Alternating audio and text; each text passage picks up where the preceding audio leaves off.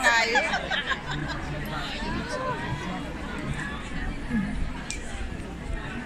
Magaling siya. Maganda yung O anong na-realize nyo? Ano ba nangyari? Nung kumakanta yung sabay-sabay, masarap pa pakinggan? Hindi, no? Maayos ba? Magulo? Magulo. Magulo. But at the end, when we ask you to sing just one song, mas masarap pa pakinggan? Yes! Kahit tikon yung iba, ayaw na matalo.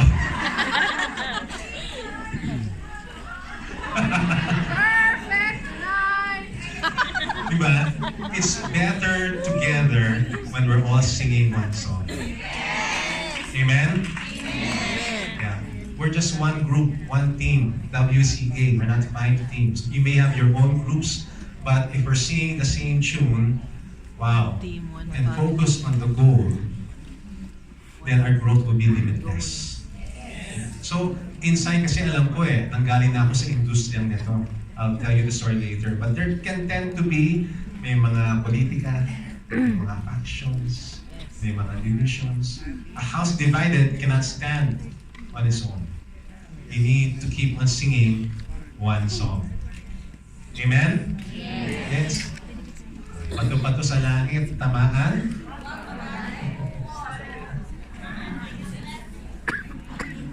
Kasi kanina may nanalo na humihirit pa yung Don't Stop Believing. Perfect tonight! Okay, ano nangyari? Lumindol kasi sa dami. Nawala tuloy yung presentation, nawala yung slides. Okay. But we are really stronger together as one. And even as a family unit, even in families, if we are divided, the family unit will fall. We all have our favorite songs at meron tayong mga kanya-kanyang direction sa buhay. But the family also has to be united. Sabi nga ni Hogan na holistic to, di ba? While you are succeeding in your business, huwag yung pabayaan yung pamilya. Okay? Huwag yung pabayaan ng pamilya. We have to keep together as one. Okay. So, meron akong tanong. Right now, all of you are leaders. All of you are leaders. I was so inspired by the sharing earlier of the newly promoted, what do you call it, affiliates, right? And I was really inspired.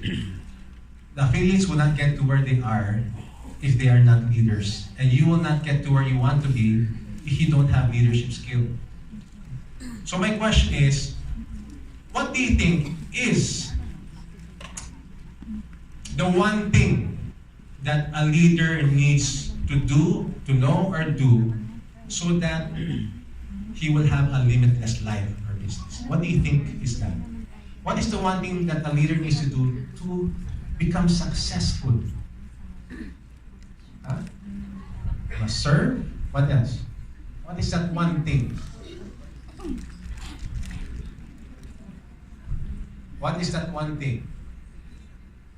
Ano sa tingin nyo? Health? Can you shout it out? Ano sa tingin nyo? Isang bagay na kailangan nyo. Growth, together, health, what else? Passion! Love? Ha? Commitment? Work? Ang daming sagot, ano? Isa lang tanong ko. I only asked for one. What is the one thing? You know, many years ago, I had a business, and before I sold it, it was Sonia Life Ventures, and we brought in leadership gurus. So I learned from these leadership gurus. Kilala niyo ba si John Maxwell? Yeah, naging kaibigan ko si John Maxwell. I brought him to the Philippines and hosted him. And one of the questions that I also asked and is always asked of John Maxwell is this: what is the one thing? And he said, you know what? The one thing leaders need to know is that there is more than one thing. There is more than one thing that leaders need to know and do. That's what he said. Hindi lang isang bagay. Kaya nga, ang daming libro ni John Maxwell, di ba, about leadership? Ano yung mga kanta doon? Ano yung mga libro niya? Meron siyang 3 things successful people do. Meron pa siyang 4 pillars of leadership. Ano pa? 5 levels of leadership. Ano ba? 7 Habits. O, hindi kay Maxwell yan. Pero there are other books by other gurus. Ito, Stephen Covey. Ano pa? Meron pa, oh. 9 things successful people do. Padami ng padami, ano? Ano pa? 10 principles of great leadership. Ano pa?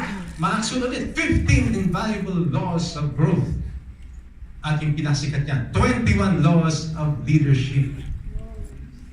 At meron pa, dalagdagan pa eh. 26 critical lessons every leader needs to know.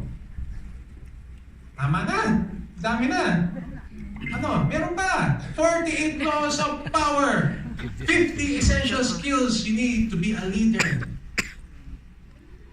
100 things successful people do.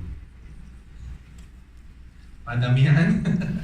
There's so many things that we need to learn and do as a leader so that we can grow personally and that our business will grow. Pero ano ba talagang pinaka-importante?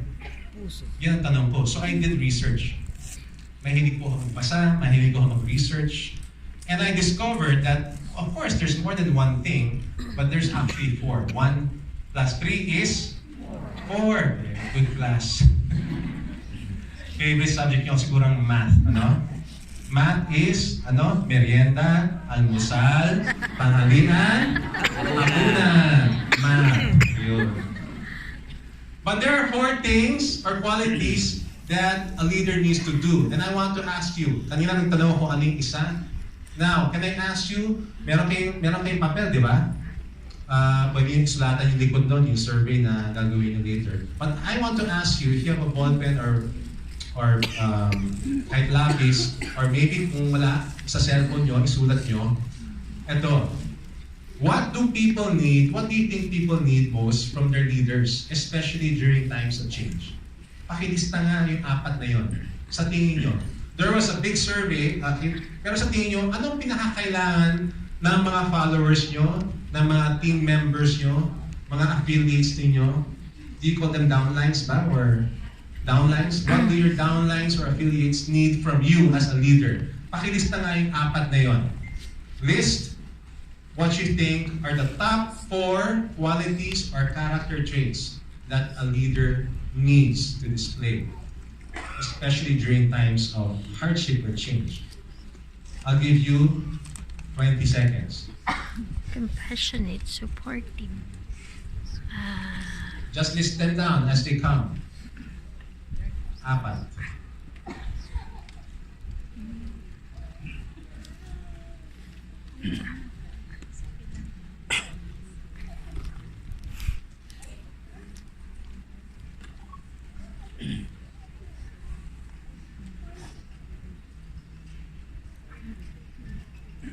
Okay, pakitaas ang kamay kung tapos na. Isulat nyo na. Okay. Huwag yung masyadong dididibin. Okay? Walang bagsak dito. Kung ano lang sa isip nyo, okay? Makukuha nyo pa rin yung commission nyo. Alright, ready? Okay? Now, can you share it with your seatmate? Sa kaliwa at kanan. Nakita nyo yung sagot nyo. Pareho ba? Mag-compare notes nga kayo? Sagot mo ate. And discuss? Sagot mo ate.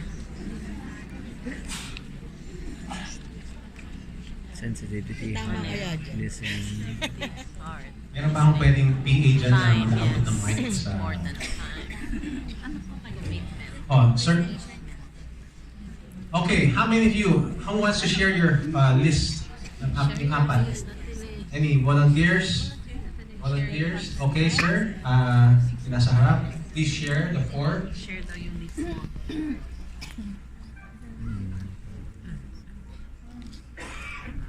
Okay.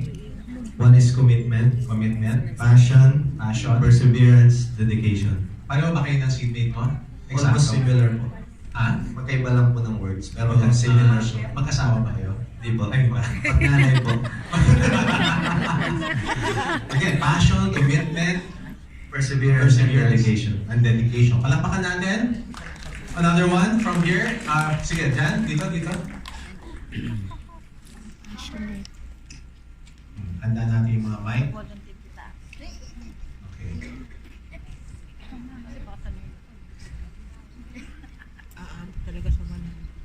Number 1, vision. Vision. Number 2, courage, Courage. from the leader. Number 3, instruction.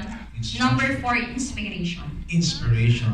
Okay, very good. Palapakan natin din. Please also introduce yourself, your name, where you're from. My name is Jenny Go from Hot Team. Hot team, alright. Okay, palapakan natin si Jenny.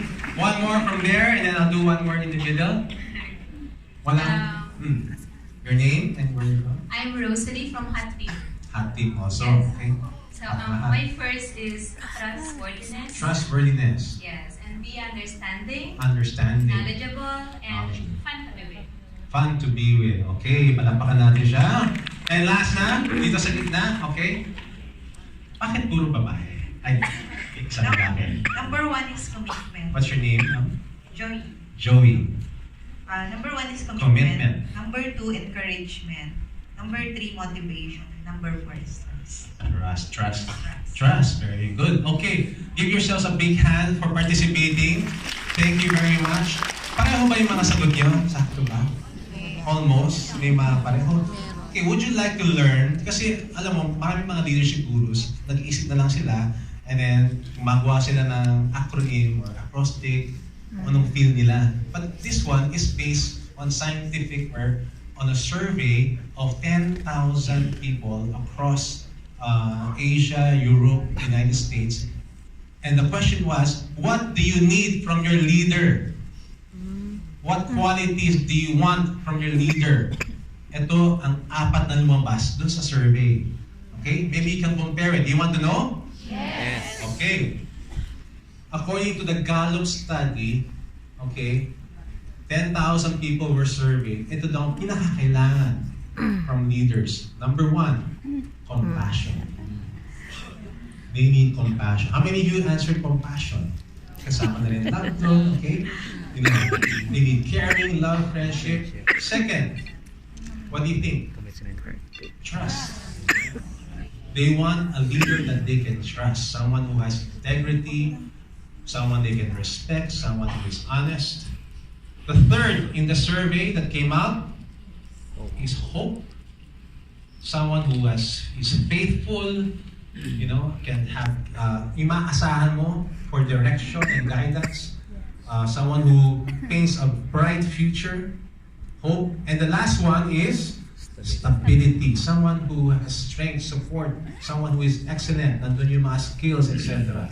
So what I did, I took this survey and created a template, created something that I will believe is easier to remember. Lead with life. Compassion translates to love. Trust translates to integrity. Hope translates to faithfulness or faithful. And stability is really excellence. So now, this is what we're going to go through. This is the lead with life mindset. Have a love for God, for people, for work. Have integrity. Walang double life. Be faithful in good times and bad. And be excellent in small or big things. Simple lang po, pero mahirap gawin. Tama ba? So a limitless life starts with leading with life. And we'll start, ano yung L? Love. Sabihin mo sa katabi mo, Happy Valentine's. Happy New Year pa. Happy New Year. Happy Valentine's na po tayo. And with love, I'm going to discuss with you 5 things that I think we should love. Okay? Number 1, we should love your work. Love your work. I'm a Bible reader and I believe truly in this what Colossians 3:23 says. It says, whatever you do, kahit anong ginagawa mo, work at it with all, 100% of your heart as if you're working for the Lord and not for men, because it is the Lord Jesus Christ that you are serving. Amen? Kahit ano pang ginagawa mong trabaho, right now. Okay? You may not feel that this is your calling right now, this is just a vehicle, but if you're in WCA right now, work at it with all your heart, 100%. And whatever job that you have, how many of you are doing this part-time? Part-time. Okay, marami pa rin, no? Oh, so, even if you're doing this part-time, whatever you're doing in your full-time job, do it with all your heart, even if your job is this. Meron po mga full-time na ang tawag sa kanila ay odor expert. Okay? Taga-amoy sila ng mga kilikili, ng mga pinahid ng deodorant. So after the subjects wake up, they run, and then dapat aamuyin mo, tapos i-compare mo afterwards pag tinigyan ng deodorant. Sino may gusto nung ganyan trabaho? May opening po. But if this is your job, do it with all of your heart. Do it with all your heart. Pinasukan mo yan eh. Yan ang passion mo, di ba? Mag-amoy ng kilikili, passion mo. Galingan mo na. That's an actual job, ha? It's in New York, upstate New York. It pays $100,000 a year. Oh, sali na kayo. So, question, why should you love your work? Why should you love your work? Why? Why should you love your work? Because if you don't love your work, you're going to be stressed. If you don't love your work, you're going to be stressed. Sabi ni Simon Sinek, you can Google him, he has so many YouTube videos. Sabi niya, working hard for something you don't care about is called stress. Working hard for something that you love is called passion. If you don't love what you're doing, you'll get stressed out and burned out. If you love what you're doing, it's called passion. Are you passionate about this business you're in? Yes. Ang sarap nga ng business nyo eh. Di ba? Kaya yung home base, mamasyal, ayos kayo ng layas, kain kayo ng kain. New Year's resolution kayo ng New Year's resolution na mag-lose weight kayo. Every year. King Solomon, the wisest king who ever lived, says, to enjoy your work and accept your lot in life is indeed a gift from God. It's indeed a gift from God. Number 2, so love your work. And number 2, choose to love learning. I said that you have to grow. Many years ago, I entered into a network marketing company, and I love network marketing and direct selling. Why? Because of the learning, daming training. Every week, I was looking forward to the training. This was in 1997, 96 with my first late wife. And aral ako ng aral. Ang gusto ko yung mga trainings kasi actually dami kong pinasukan eh kasi marami akong mga dreams. Pero kasi sayang na wala pa yung WCA nung eh. Pero noong 1996, 97, pumasok ko sa Amway, Philway, her way, his way, my way, your way. No way. Ang dami ko natutunan, lalo na yung mga mahilig silang mga trainers ang bigyan ng acronym. Ano yun? Fear! Do not fear! Ano yung spin ng fear? Ano nyo yan? Ha? Ano yung fear? False education appearing real. Hanggang ngayon, naalala ko pa, 1995 pa natutunan yan, 96. Hope! Sabi ng leader ko, your business, we are in the business of giving hope. We should give hope to people. And when you give hope to people, your business will grow. Ano ibig sabihin ng hope? Sabi niya, ano sabi niya?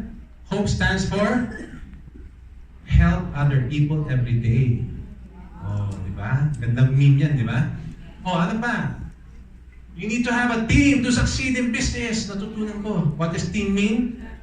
Together, everybody achieves more. Yan, sabi ni John Maxwell yan. And then another one, Coco. Narinig niyo yung Coco?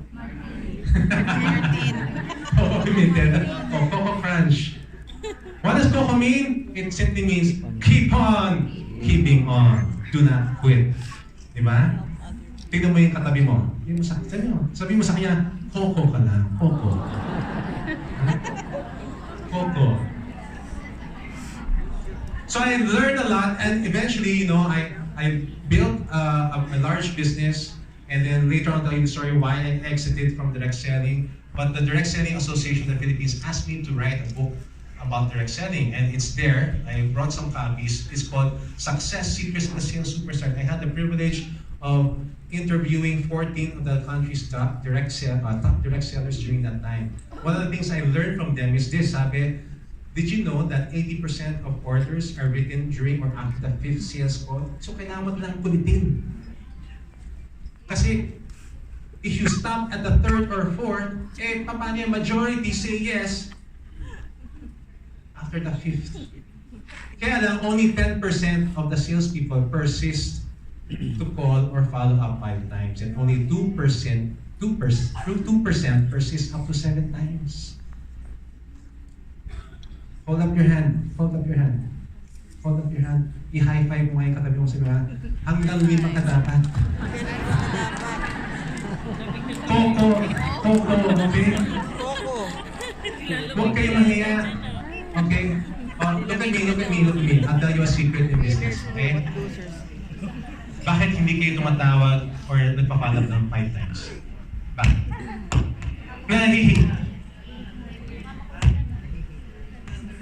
Nahihiya.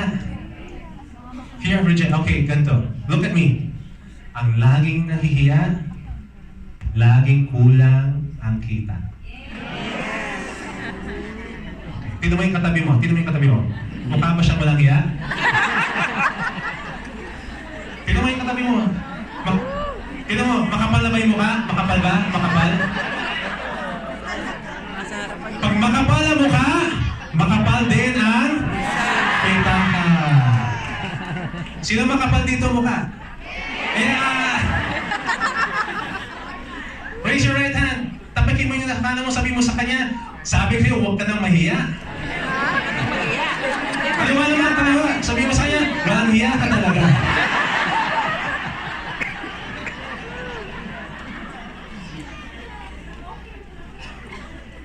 I don't know kung may mga copy ba dyan pero hindi ako mahiya sabihin nagdala ko para sa inyo. Hindi ito available sa National Bookstore. Okay? But I love this industry because it affords me to learn. And everything that I learned after nag-exit na ako sa selling, I moved on and I learned to create new ventures. How? By just reading books, by seeking out mentors. And these are the businesses that I put up, training company, learning events company called Salt in Life. We brought in speakers, spun off to Inspire, where I partnered with Francis Kong, Anthony Pangilinan. Tapos, 3 years ago, anniversary namin actually today, we brought in to Book Angels. Here, pinag-aralan din namin yan ni Miriam. In fact, since it's our 3rd anniversary today of To Book Angels, you just take a picture of this, and then you go to any of our stores, and bibigyan kayo ng free upsize. Okay? Sabihin mo lang, pinsan ako ni Miriam Kiambao. Pag nag-do that, sabihin, hindi ba kami kamukha? So just take a picture, I will inform my staff, and any and all of you can have a upgrade. So, okay? So, and then, yun, nag-venture pa kami into the food business kasi nasa drinks na kami. Di why not food also? So, we ventured into the food business, we got into franchising, handmade potato corner, nag-launch kami na sariling brand of fried chicken, called Boss Chicken. Sa dami kong libro, I have more than 1,000 books. Nagbukas na rin ako ng bookstore sa Alabang na my father's bookstore. We're also opening in this festival mall a homeschool global, homeschool enrichment. May narinig ako dito kanina, nag-homeschool naman. Sino dito nag-homeschool ng mga anak nyo? Meron ba? Homeschool? Konti ba lang? Yan. So we're opening a homeschool global enrichment center in Alabang. So ang saya di ba? Ang saya mag-negosyo and to learn, di ba? Lalo na yung math. Paborito nga natin yan, di ba? Kanina. Right? So, Andy Stanley says, listen to this, be a student rather than a critic. Make a decision never to criticize something you don't understand. Minsan kasi pinag-criticize natin, hindi na natin maintindihan.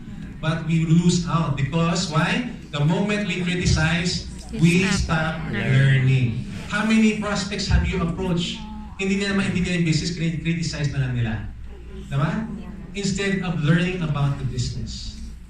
Right? So, when we stop learning, we stop being a leader. So you have to love learning. You have to love learning. Look at the person next to you. Sabi niya, love learning. Love learning. Love learning. Number 3, choose to love your customers. The lifeblood of any business is your customers. You know why? Because 68% of customers will leave you when they think you are indifferent or don't care. Pag feeling nila wala kang pakialam sa kanila, ay, bahala ka sa buwan, lalayasan kita. Your customers want to feel that you care. Indifference will cause them to leave and choose someone else. How do you show your customers that you love them? 10 ways. Okay? I'll go through this quickly. Number 1, sana maalala niyo yung name ng customer niyo. Okay? Alam ko online to, but you have leaders. Your leaders are also your customers. You need to know who they are. Number 2, give them a compliment. Appreciate them. 3, remember their preferences. Ano ba yung likes or dislikes nila? 4, ask for feedback. When you ask for feedback, they feel valuable. They feel cared for. They feel that they count. And number 5, say thank you. Minsan simpleng thank you or please or kung nagkamali kayo, sorry. How many times have you left a store, ayaw mo na doon kasi nagkamali, hindi na sorry o hindi man naman thank you. Those little things add up. And number 6, keep your promises. Ang tawag ko doon ay ubod. Ubod. Anong ibig sabihin ng ubod? Alam niyo yun? Ha? Under promise but over deliver. Ang problema sa direct selling industry natin, marami nag-over promise and then under deliver. They over promise just to get people to sign up. Don't do that, your business will die. People will badmouth you afterwards. This business will grow by word of mouth, positive word of mouth. So instead of over promising and under delivering, you need to under promise and over deliver. Diba? Nakapag-order na ba kayo online? Yes. Diba? Meron mga, kunyari, nag-order ako ng Aquaman. Tapos dumating. Ganon. Diba? Over-promise and under-deliver. Ang tawag yan. Shoko yung pala. May lolo ko yan, ha? The formula for success, sabi ni Tom Peters, the management guru, under-promise and over-deliver. Yun lang po. If you are in business, just remember that. Right? Continuation, pang-anim yun. So number 7 is, invite your customers to special customer events. How many here have been invited or guests for the first time? Nandito? How many of you? Do you feel special? Nandito kayo dito? Di ba? You feel special po? Magsa-sign up kayo. That's what you do to your customers. You invite them to special events. Kung may promo, minsan masama, kala ko special ako, hindi ako sinabihan. Meron palang event. Remember them. 8, solve their problems. Be a problem solver and your business will grow. Number 9, pray for your customers. How many of you pray for your customers? Ayun, wala successful mga tao dito eh. And number 10, hindi ko alam kung ginagawa nyo to. Say, I love you to your customers. I love you talaga? I love you talaga? Hindi tumatawa. I love you again. Totoo ko yun. Yan ang instruction ko sa lahat ng staff ko. Sabi ko sa staff ko, you will all say, I love you to our customers. Not allowed. Pag dumating, in your mind lang. Kasi baka naman, akala lang ibang binibenta mo. How do you do that? Okay, why do I say that? I did research, alam mo, there is a radical study. I teach every year in Hawaii, in the Hagay Institute. And there's a study by this doctor. Ang hirap na i-pronounce ang kanyang pangalan. Masasabi niyo ba? Ihaleakalahulen. Doctor. Si Dr. I na lang. He calls this the clearing method. And how many of you been to Hawaii? Ilan sa inyo naka-Hawaii? Hindi ba? Akala ko nasa travel kayo. Next year, pupunta kayo Hawaii? Yun. Okay, sama kayo sa akin ha. Every year I go to Hawaii. And in Hawaii, when you arrive, what do they say to you? Aloha. Aloha. Hindi sa Jollibee, Aloha Burger. Iba yun, okay? But they say aloha. You know what aloha means? Welcome, hello. Hindi, mas malalim pa. It is a traditional greeting that has deep roots in culture. When they say aloha, it means, I love you. It means, paano na tayo, quits na tayo. Okay, lahat ng mga atraso ng mga ninuno mo, okay na tayo, quits na tayo. I love you, peace. Okay, that's what aloha is. Kaya nga mga tao sa Hawaii, chill sila. But that's what it means. And when you say, I love you or aloha to people, it clears the negativity. So sabi niya, so sinubukan niya, and the doctor said, okay, mga insurance agents, say I love you, but only in your mind when you present to your customers or prospects. So sinubukan nila, case study. Ito, so I love you, sabi.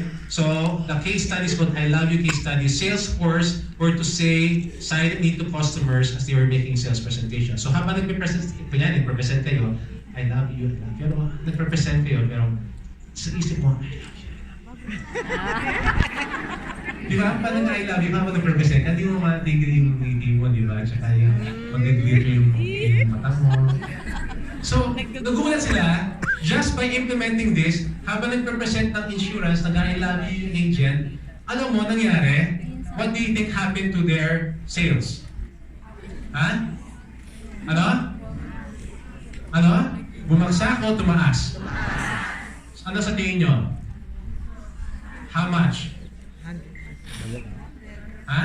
41% increase. How many of you want 41% increase in your income? Look at the person next to you. Sabi mo sa kanya, I love you. Give me your directs. Why is it important? So that's a tip, ha? Konti lang may alam yan. Study shows that loving your customers increases customer retention. Alam niyo ba, a 5% increase in retention. Pag hindi, di ba, kasi ang sa business ito, kailangan hindi lang sign up, but importante, the people stay in the business, di ba? You retain them. And if you retain them daw, if you increase your retention rate by just 5%, look what happens, 25 to 95% increase in profits. Wow. Look at the person next to you, sabi mo sa kanya, wow. I love you. Number 4, choose to love your people. Your teammates, your people. Those who own businesses, love your staff. Love your people. Sabi ni John Maxwell, people don't care how much you know until they know how much you care. Wow. So, I came up with a list. 10 ways to show your people that you love them. Number 1, remember their name. Number 2, appreciate. Catch them doing something right. Hindi lang tayo puro pintas ng pintas. Mali yung ginagawa mo. Hindi. Catch them doing something right. Number 3, allow them to make mistakes and take risks. Number 4, ask them lang. Hindi lang puro, magkano ng kinita mo. Ilan na yung nasaya mo. Kamustahin mo naman. Ask them, how are you? Not the business, but how are you? If they answer about the business, hindi, ikaw, kamusta ka na? Magugulat ka rin. Dami na oras. And if you ask that question, pag alis mo, you know what they'll say? Ibang leader to. May malasahin. Hindi kayo iiwanan nun. Number 5, again, it's just like the last is ask for their feedback. Ask them, how am I doing as a leader? Ano pang kailangan kong gawin? Para, how can I serve you better? Ask for their feedback. Number 6, say thank you, please, sorry. Why is this? Parang pareho, no? Why? Because your people are your internal customers. Remember that. They're also your customers. Number 7, keep your promises. Pareho. This applies to if you have employed them, pay them on time, solve their problems, and of course, pray for them. Hindi ko na nilagay yung I love you kasi baka magkalimutan pa kayo. But true, pray for your people. Ask them, before you leave in the meeting, how can I pray for you, Kuya? Ate, how can I pray for you? And something different will happen in your group. John Maxwell's 21 Laws of Leadership, law number 10 is the law of connection. And it says, can you read this all together? Leaders touch the heart before they ask for a hand. They touch your heart before they ask for help. In our business kami ni Miriam, we decided to also, holistic also. So, every Friday morning, kahit maaga, 7 o'clock in the morning, we do Bible study together. We have breakfast together, nagkakamustahan kami. Okay? This is for the sales staff, mga nagpipil ng dugo, mga drivers, everyone, we include them. And we're all eating together. Why? The principle kasi is this: if you take care of your people will take care of your customers. And your business will grow limitless.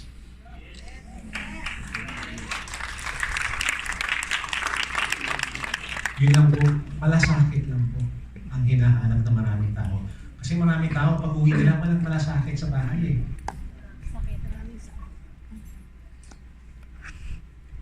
Number 5, choose to love God and not money.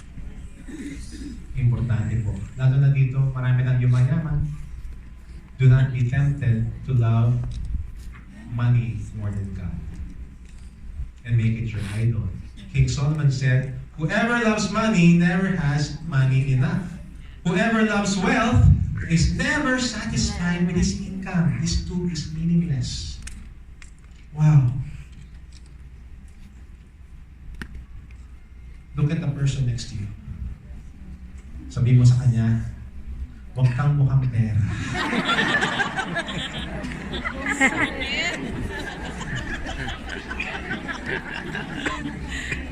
Ang mukhang pera.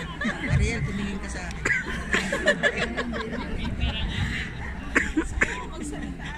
There's a book that I wrote, mention kanina. In the book, Happy Entrepreneur, I had the privilege of including this friend of mine. I met him, I hosted him, he was a speaker in one of my conferences. His name is, do you know him? Kilala niyo ba to? Pangalan niya ay si Dylan Wilk. Dylan Wilk. He was once UK's 9th richest under 30. At the age of 25, he sold his computer gaming company. Tapos, ang galing. May Ferrari siya, Lamborghini, helicopter. And this is what I wrote in this book, The Happy Entrepreneur. Okay? Kasi sumobra yaman talaga niya at the age of 25. This is his story. Basahin ko sa inyo. Okay lang? Mag-bedtime story tayo. Pero okay, matutulog ah.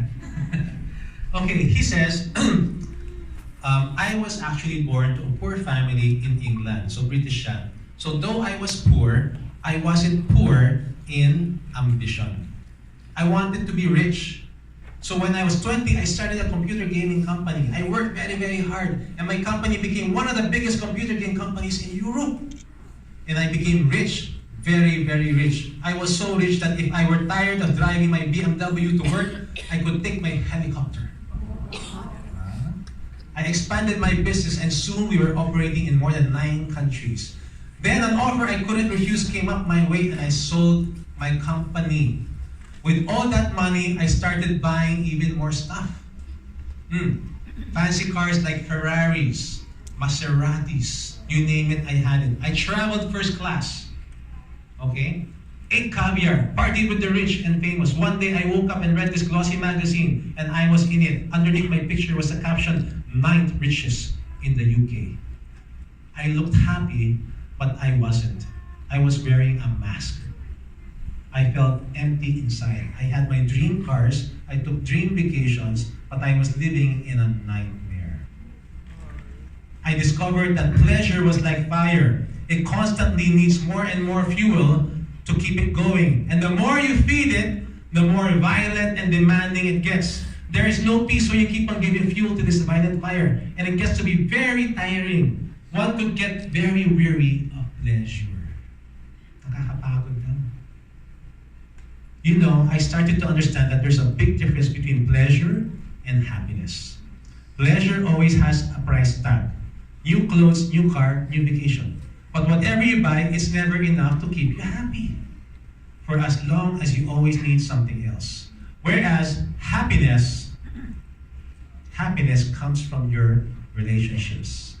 And especially knowing that you're fulfilling God's purpose with your life.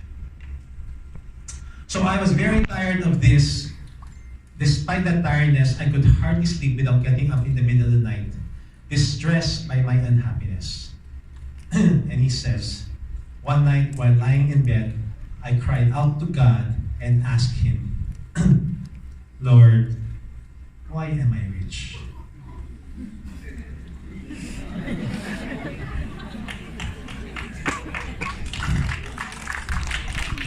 Sabi niya, God, why did you make me rich?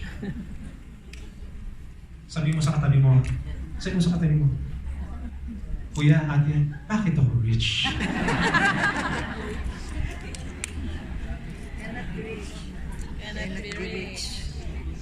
There comes a point in your life that when you, mark my word, when you will achieve that kind of, and if you're not grounded, you don't have a purpose for it, you're going to ask the same question. So he asked that question, and then the rest of the story is in the book, but eventually, you know what happened?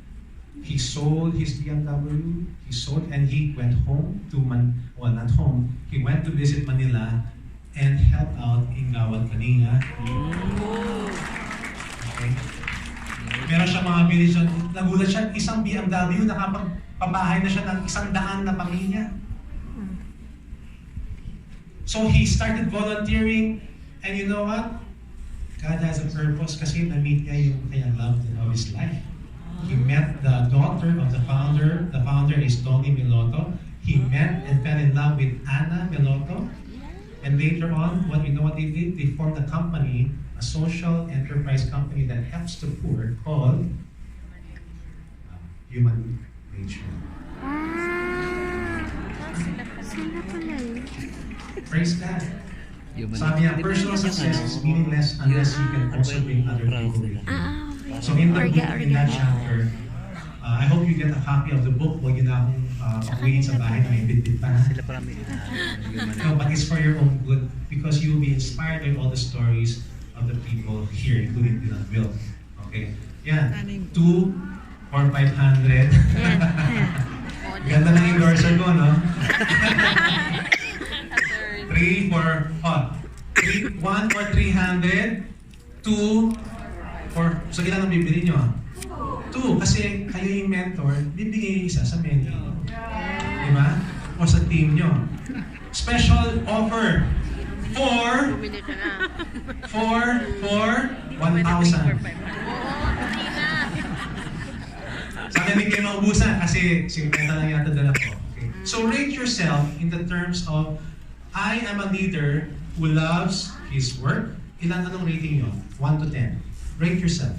Write it down. Isip. Kasi after this, makakalimutan na to. So itong, okay, you know where to improve. Okay, where are you in terms of loving your work? 1 to 10. In terms of learning. In terms of loving your customers. In terms of loving people and loving God. So if kung mababa kayo 1 to 5 or 6, then you know where to improve. Okay? Alright? Number 2. Nagtagal lang po tayo sa love kasi talaga ang pundasyon ng negosyo at ng buhay talaga. Okay. So in the rest of the time, we'll tackle the other 3 values. And the second one is just as important, but it's to choose to lead with integrity. Sasali pa kayo sa WCA kung wala kayong tiwala? Sa dalawa nandito, sa CEO at sa COO, tsaka kay ito. Sasali pa kayo? Okay. Kung walang tiwala, wala. Kung wala kayong tiwala sa nag-invite sa inyo, siguro hindi kayo sasali. Kung questionable ang integrity ng taong yon, hindi kayo sasali. Because this is the principle. Sabi ni Brian Tracy, the glue that holds all relationships together, including the relationship between the leader and the led, is trust. And trust is based on integrity. Wow. That is what Brian Tracy. How many of you would like to be known as a person of integrity? Raise your hand. How many of you? Yung mga hindi nagtaas ng kamay, gusto ko maging walang iya. Napagod na sila, take down sila ng notes. So all of you raise your hand. Now, can you define integrity? Pwede nyo bang i-define yung integrity sa seatmate niyo? Define integrity to your May seatmate. dignidad. In 10 seconds. May dignidad. May paninindigan. Diba? Okay. Kaya ka, Mike? Strong. Sino nag-define ng integrity? Meron ba? Independence. Sige. Sound. Trustworthy. Trustworthy. Okay, another one. May Sigaw mo dignidad na nga. lang. Ayaw mo sigaw. Ano? Wow. Doing things right even when no one is looking. Okay, another one. Reliable. Honest. Fair. Okay. So I asked 5 people, I have got 5 different definitions of integrity. Others did not even give a definition of integrity. But all of you want to be person of integrity. So my question is, how will you become a person of integrity if you do not even know what integrity is? Or cannot define it? You have a feeling what you know, but we cannot define it. We can't even agree on one definition. So can I propose a definition? Okay. So we will come up with a definition of integrity through a case study. And I will need a volunteer, yung tipong malamig ang boses, yung tipong pang-radyo, kanyang boses, yung volunteer. Si Ayan na. Marlene. O, sige. Volunteer. Volunteer. Pakibasa po, Miss Kathy. We are the champions, Kathy. Yes. So please read this and I will take, okay? Okay, integrity case study. One evening, a man and a woman went to a fast food chicken outlet along the highway to order a bucket of fried chicken to take out. There was a lot of people that time, and so even the manager was helping fulfill orders. By mistake, the manager gave to the man a brown bag with a plastic bucket that contained the day's cash sales. While the man was walking out of the restaurant and towards the parking lot, he opened the paper bag to inspect the contents. He must have been thinking why was so heavy and why it wasn't hot. And there he discovered the bucket was full of cash instead of chicken. He immediately rushed back to the store with his woman companion and looked for the manager to return the cash. The manager was so embarrassed, but more than that, he was so thankful to the honest man. The manager wanted to thank him and offered to give him free drinks, desserts, and even an extra bucket of chicken. The man smiled and said, "No need to thank me, I'm just doing what is right." The manager was so amazed at this man of integrity that he called his assistant manager and instructed her to take a picture of the man with him. The manager said, "Sir, what's your name? Can we take a picture of you and your wife so we can feature you in our company-wide newsletters that is sent to all our branches? And we post your picture in our Facebook page. We just want to encourage others with your example. Please, sir, I hope that's okay." The man was turning red in the face and pulled the manager aside and whispered to his ear, "Please don't do that. You see, I told my wife that I was out of town on a business trip." and the woman I'm dating now is not my wife. Oh my. So question, was he a person of integrity? No! Oh, why not? He returned the money. May integrity ba siya doon? Yes. Doesn't just But is he a person of integrity? How many of you say that he's a person of integrity? Raise your hand. Person of integrity? Okay. How many say that he's not a person of integrity? How many of you will not raise your hand kasi pagod na kayo? Can you define integrity now? Okay. Now, Integrity is practicing, di ba? Practicing what you believe is right. Pero palasubas lang siya sa asawa niya. Pero may integrity siya dun sa ibang aspeto ng buhay siguro. Practicing. But let me offer Dapat you pinapractice mo rin natin. and let me propose to you this definition of integrity that I suggest you take. Okay? Integrity is based on the word integer. That means whole. Whole number or a complete unit. Diba? Mga mathematician dyan, engineer, alam nyo yan, di ba? Integer. And integrity means what? It means wholeness. Wholeness. Buo ang pagkatao. Okay, walang double standard. Did the man have a double standard? Yes. Did he have integrity? No. No. Walang double standard. Okay. Hold. So integrity means wholeness. Hindi lang honesty, hindi lang no. It is buo ka ba? Are you whole? A person with integrity is a whole person. Yung mga nagpunta ng Israel, di ba? Pag dumating kayo doon, ang sabi na, shalom. What does shalom mean? Peace. It actually means wholeness. So you have shalom or peace kung ikaw ay may tao, may integrity. Sabihin mo yung taong yon nang nagbalik ng pera ay makakatulog na mangibing paggabi. Nakatabi ang kanyang kasama. Hindi. Wala siyang shalom. Wala siyang peace. In other words, ito, can we be trusted with little things? Integrity. Luke, the Bible says, whoever can be trusted with very little can be trusted with much. If you have not been trustworthy in handling worldly wealth, who will trust you with true riches? Would you like to be partners with that man? Business partners? Kasi, di ba, isipin mo, kung kaya dayain yung asawa niya, sa negosyo pa kaya. In one of the biggest pharmaceutical companies here in the Philippines, they have a policy. If you are caught cheating your wife, you will be fired on the spot. Because they believe, if that man can cheat on his wife, ano pa kaya sa expense report? Ano pa kaya sa sales report? That is the moral standard. Integrity. I'll tell you a little story, then we'll move on about my son. His name is Joshua. Actually, he's here. Joshua, can you stand up? Okay now. And wave to the people. Wave lang. This is Joshua, my son.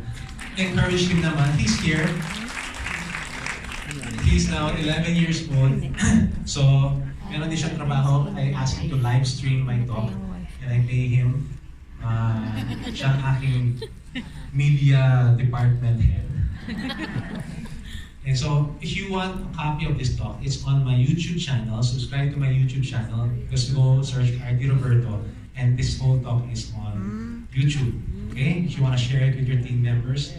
Okay. But anyway, one day, Joshua went home. He was 7 years old at that time, or 8 years old. Meron siya dalang mga DVD ng Jurassic World. Kakalabas na ng Jurassic World last week at that time. So, nung nagtaka ako, sabi ko, Joshua, where did you buy that DVD? And sabi niya, sa dyan. And Dad, I was with my friend and we went to Makati Cinema Square, dun sa may basement. Maraming mga DVD. Sabi ko, magkano mo binili yan? Sabi niya, 60 pesos. Alive. So, alam mo na kung anong yun, di ba? Ano yun? DVD. Blu-ray pa nga, 60 pesos. But he's 7 years old. So sabi ko, Josh, so how do I explain this to you? Sabi ko, Josh, you know your dad is an author. Yung binili mo, ang tawag ng pirated. Sabi, Dad, ano yung pirated? So in-explain ko, alam mo yung pirated, pinakaw yan. Messenger. The person who reproduced that did not ask permission from the owner, kaya murang-mura. Kasi wala siyang cost ng royalty, ng production, etc. Oh, so, kinopya lang. So, parang ako, author, nagsulat akong libro, may nakita ka sa kalye, nagbebenta ng photocopied libro ko. At one Xerox na 60 pesos lang, parang gano'n. Okay? So, he understood. I told him, ano pa, Joshua, you know what? I did research. Yung mga nagbebenta pala ng pirated DVDs, tsaka software, alam mo, they fund human traffickers. So pag bumili tayo ng mga pirated DVD, we are helping sex traffickers, human traffickers. In-explain ko sa kanya. Dad, and then in-explain ko, you know what? It's okay kasi ginagawa ko yun dati. Long time ago, many years ago, I used to collect pirated DVDs, games, software, movies, CDs, okay? But then when I became a committed Christian and started following the Word, started following God's commandments, nakonsensya ako. Okay, so one day I decided, Lord, sige, I will follow you. I will not cheat anymore. And I decided to destroy ang laki, orokan, ng kalaki na mga DVD at CDs. Ginupit-kupit ko sila, sinira ko ng cutter. So sinabi ni Joshua, so Dad, will you destroy my DVDs? I go, hindi. You were the one who bought that with your own money. Joshua earns his own money. How? Because I pay him 1 peso for every page of a book that he reads. Okay? So if he reads a 300-page book, I pay him 300 pesos. Okay? Hindi ko pinapag-gadget yan. Okay? During that age. Okay? So he will earn, and so he has his own money, meron siyang spending money. Natutunan ko yan kay John Maxwell. That's what he does down to his children. So I said, it's your money, you decide what to do with what you bought. Next morning, he goes to me, he gets a cutter, and he starts cutting the DVD. And then, hindi pa siya nakontento doon.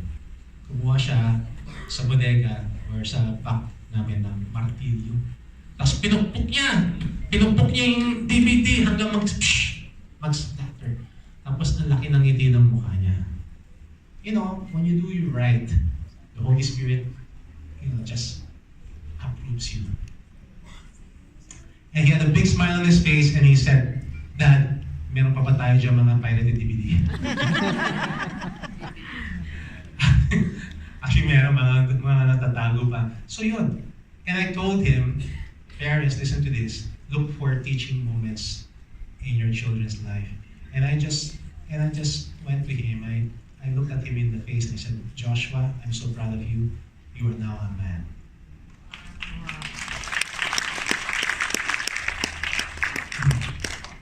You are now a man.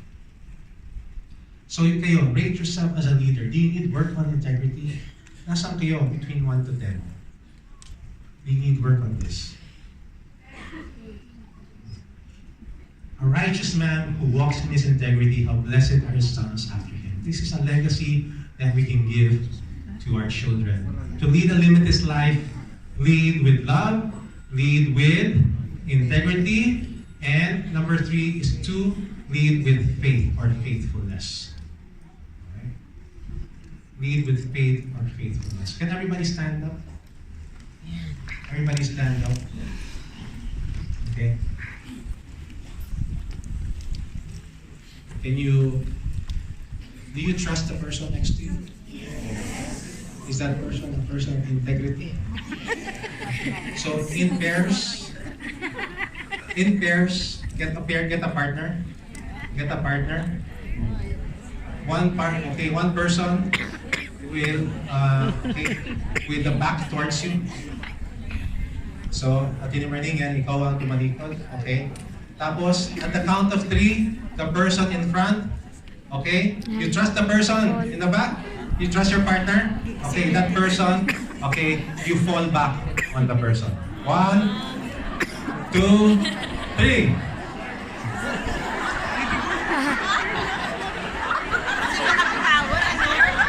Literal eh. Okay, about this. Do the same thing. At the count of 3. 1, 2, 3.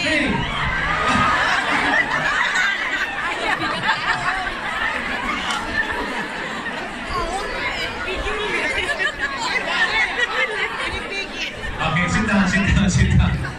Para yung sarili niyo. Marami natulog. Hindi sila no. Bakit ka nagpahulog?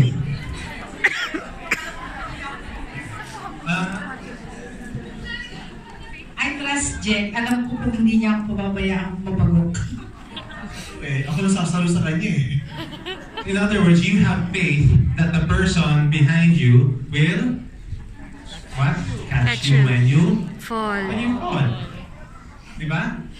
You have faith that the person will catch you when you fall. Oh, parang libro yun ah. Actually, yan ang libro ng aking misis. He will catch you when you fall. Alright. Be faithful. Be faithful stewards of what has been entrusted to you. What has been entrusted to you? Time. Opportunity. What else? What has been entrusted to you? Yun. Relationships and money. All these things have been entrusted to you, and you are accountable for it. What do I mean? Okay?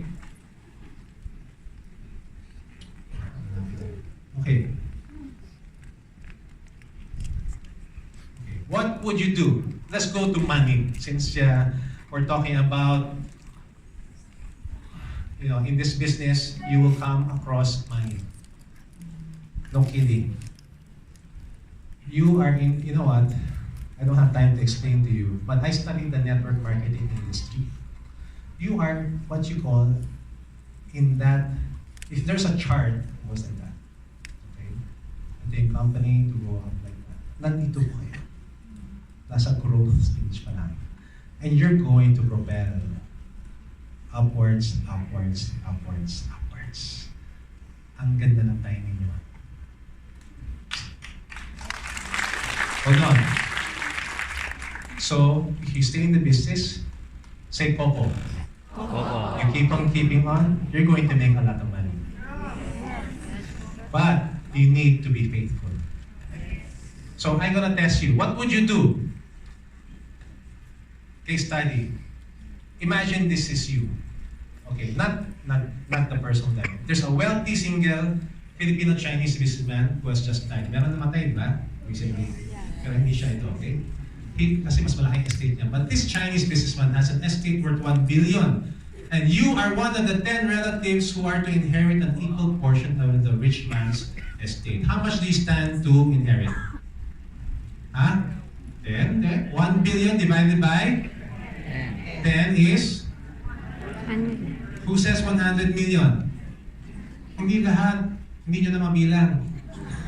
1 billion divided by 10 is? 100 million. 100 million. Look at the person next to you. Sabi mo sa kanya, meron akong 100 million. Meron akong 100 million. Oh. Sabi mo sa kanya, pakutang naman. Wala to. Okay, so your windfall is 100 million. You walk into the office of the lawyer, he gives you a blank sheet of paper. Pero in order to inherit this money, dapat mag-submit daw tayo ng plan or budget on how you will spend the money. You are given 2 minutes only to write down and compute. There is no right or wrong answers. As long as you submit the plan, you will get the inheritance in the form of an MC. Okay? Ready? You have paper.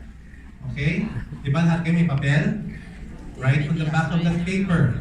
How will you budget? How will you spend 100 million pesos?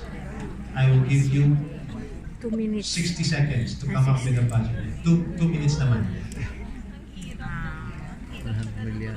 Okay? Then give it to the poor 1 million each. To let them do the same thing. In order for them to get the 1 million, they have to submit to you the same thing.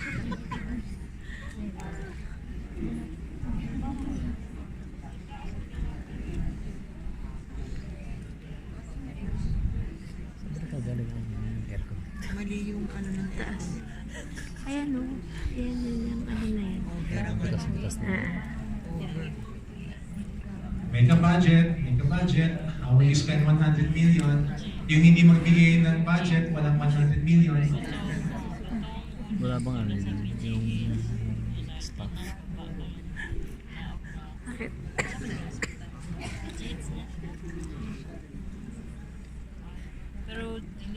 Raise your hand if you're finished.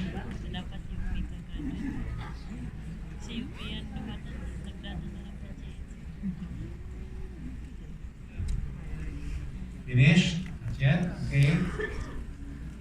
Finished?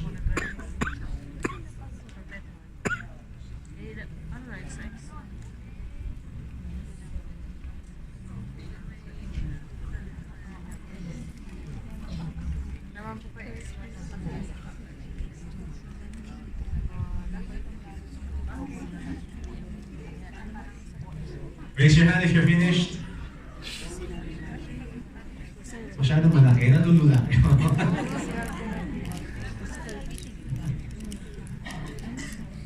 Sige na.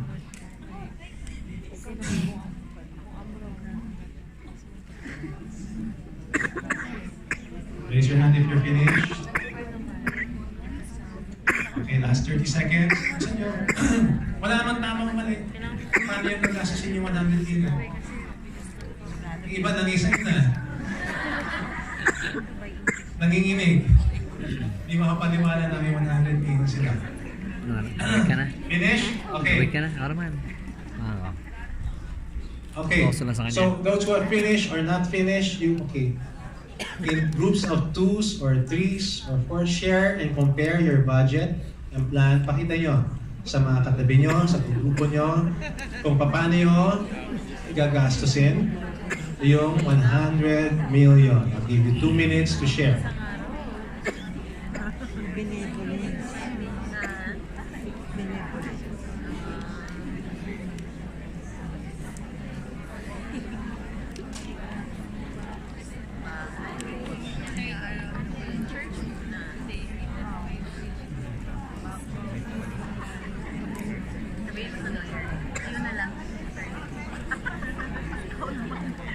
Sa'yo na lang, attorney, mag-budget. Ikaw mag-budget ako, pero bigyan mo ako ng, isali mo ako dyan sa budget. Sabi mo naman.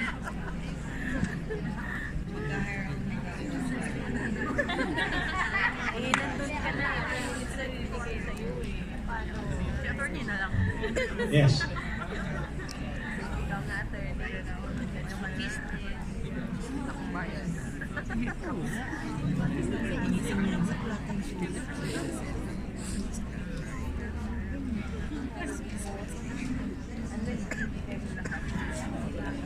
Okay, finish sharing. Iba tulala pa rin. Okay, volunteer. How will you spend? Yes, ma'am. What's your name? Eunice Magsino. First thing, pay tithes 10 million, pay debts 10 million, buy house and lot 20 million, save for the future, for your retirement 40 million, and the rest, I don't need it anymore, so I just give it to the poor and the needy. Okay.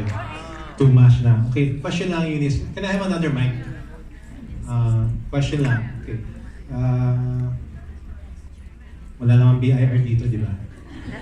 Hindi, okay lang. Kasi nagbabayad naman tayo ng tamang buwis. So, that's what you do with that. Can I see your list again? 100 million. Okay. Do you have 100 million?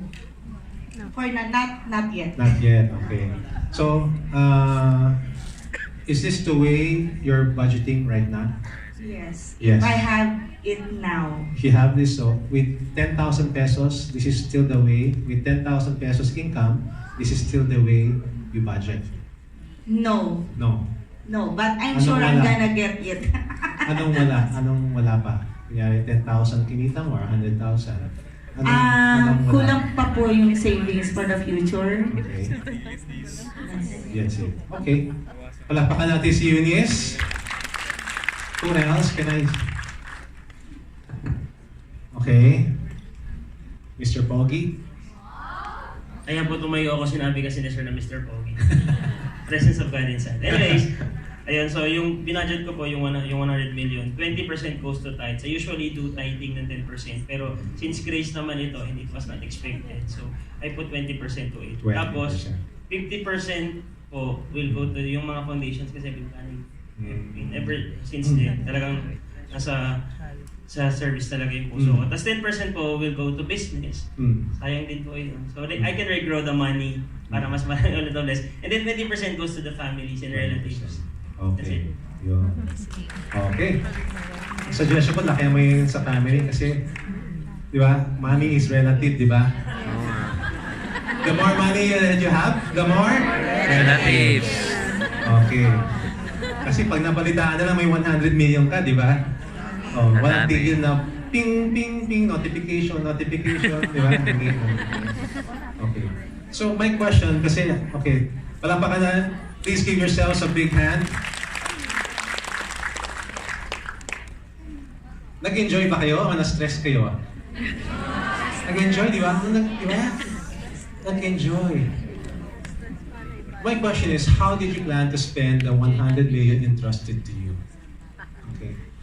The reason why I ask, if you're doing it right now, because most likely, if you're doing it now the right way, you can be entrusted with 100 million later. Yeah? Diba? We're talking about limitless eh. Many times, the reason why we don't have 100 million is because we cannot still be entrusted with 100 million. Once we can be entrusted with 100,000, guess what? You can be, now, you will experience being entrusted with 1 million. Once you can be entrusted with 1 million, now you can be entrusted with 10 million, 50 million, and 100 million and more.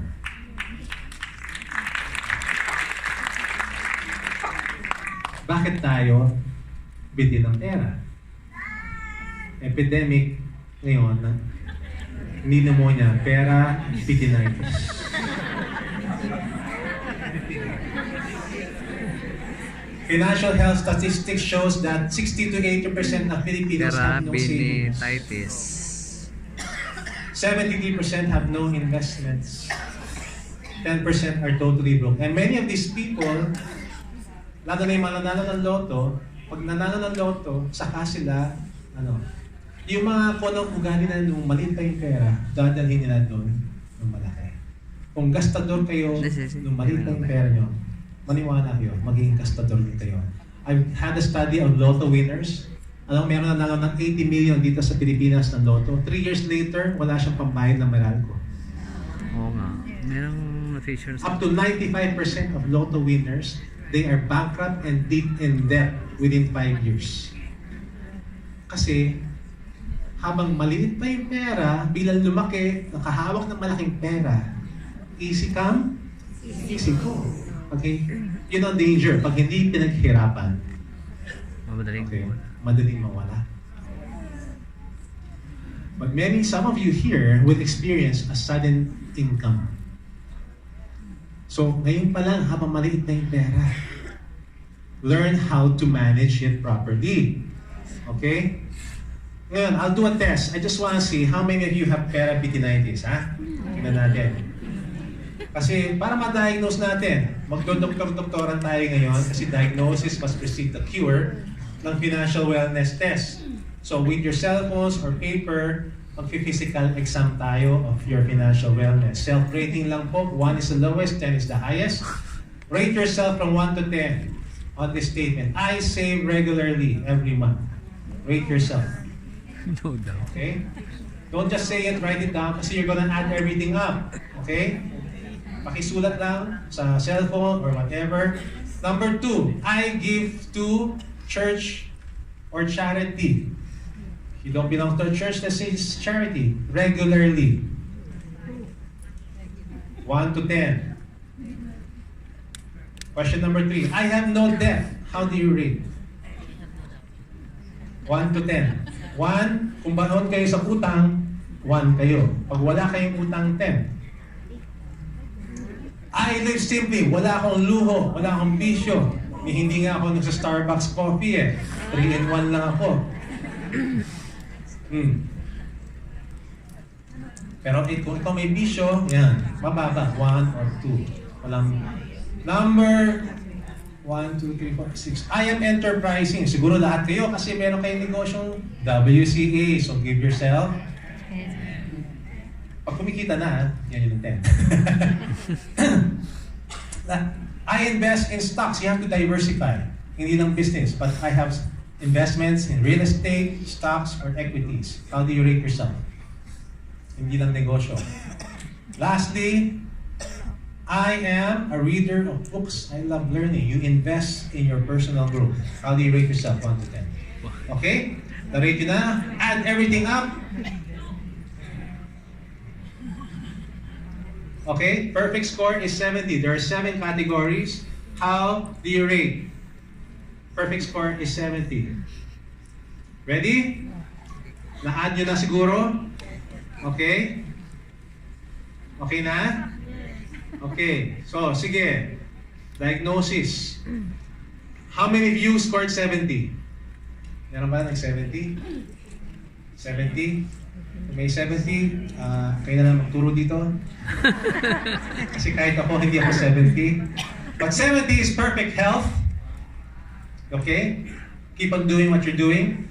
60 to 69. Sino ang score ng 60 to 69? Okay, very good. Kailangan na ng maintenance. Ay, vitamins. Okay na yun. 50 to 59. Okay? Nasa kalagitnaan kayo. Pero kailangan natin magpa-outpatient para maresetahan kayo, mabigyan ng physical therapy. Okay? Maraming ninenervyos okay. 40 to 49, meron ba?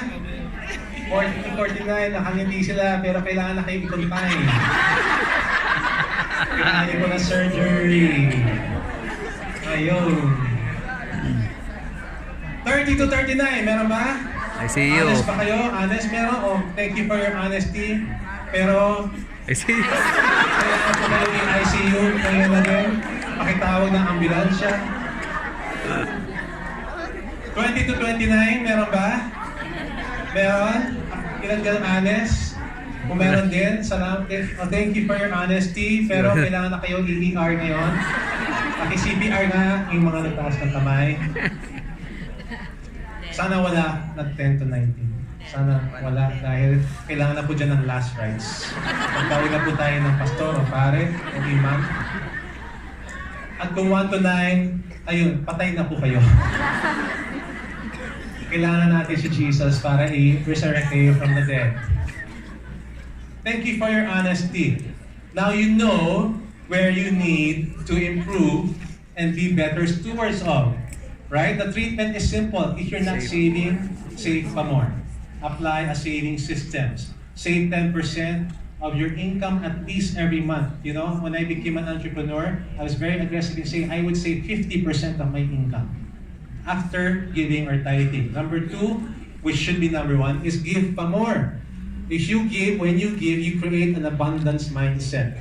You're saying to yourself, you're saying to God, I trust in you, God. I'm giving this to you. I'm giving this to charity because I know that there is more coming back. Siksik, liglig, at maapaw. It's a statement of faith. Number 3, what do you do? Okay, so be generous. Budget, you have to budget giving. Okay, kasama yan, automatic yan, no matter how gipit. Okay? Number 3, kung baong kayo sa utang na more, utang na loob. Huwag na utang. Okay? Lalo na sa credit card, makakain kayo ng interest. Maging debt-free should be your number 1 priority this year if you are in debt. Because no matter how much you're earning, if you have the habit of getting into debt, it doesn't matter how much you earn. What matters is what is left. Alright? And, what else? Number 4, magtipid pa more. Okay? Alam ko magta-travel kayo, huwag muna kayo bumili ng mga LV, tsaka ng mga, okay, ng mga, ang tawag doon? Chanel. Hermes, okay. Gumamit muna kayo ng conference bag.